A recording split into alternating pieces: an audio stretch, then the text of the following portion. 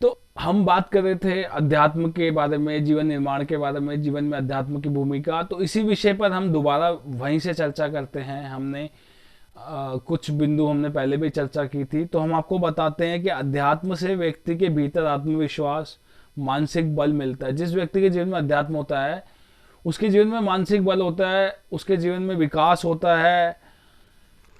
यदि वह चाहे तो जीवन जैसा भी चल रहा है, वह मन में अशांत होकर, व्याकुल होकर भी, उसका जीवन अस्थिर होकर भी वह सदग्रंथों को अगर वो पाता है, अध्यात्म का सहारा लेता है, तो उसके जीवन में यात्रा सुगम और सरल हो जाती है। चाहे मान लीजिए उसके जीवन में बहुत सारी कठिनाइयां हो, लेकिन अगर वह अध्यात्म का सहारा लेता है तो उसका जीवन हमेशा सरल है, उसका जीवन हमेशा आसान है। क्यों? क्योंकि जब भगवान उसके जीवन में आ गए, व्यक्ति के जीवन में कई तरह के पड़ाव आ जाते हैं, और वह कभी सुख, कभी दुख, कभी विपदाएं, कभी परेशानियां, तो वह डगमगा जाता है। कभी खुशी आती है, कभी गम आता है, तो वो परेशान होता है।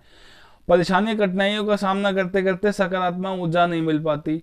वह क्या करता है कि वह बहुत जल्दी थक जाता है, उसकी शक्ति, व्यक्ति की शक्ति थक जाती है, वह टूट जाता है। वह टूटने के कारण अपने आप को असहाय पाता है, आत्महत्या तक कर लेता है। अगर उसको कुछ सहारा नहीं दिखता तो वह आत्महत्या करने लगता है।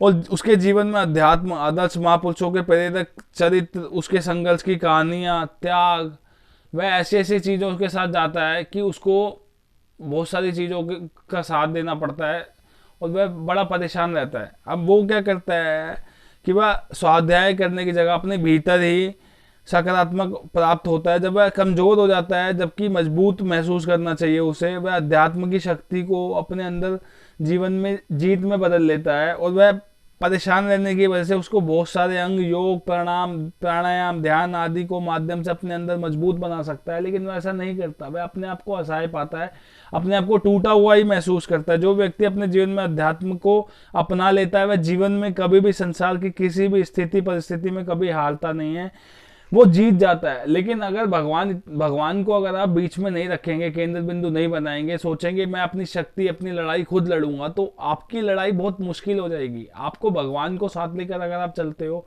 तो आपका जीवन इतना सरल है कि आपके जीवन में कठिनाइयां तो रहेंगी, लेकिन आप घबराओगे नहीं, आप डगमगाओगे नहीं।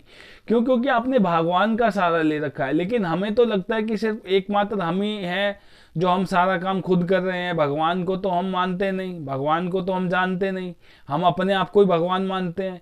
जब तक हम खुद को अपने सारे जीते रहेंगे तो भगवान हमारे लिए नहीं आएंगे।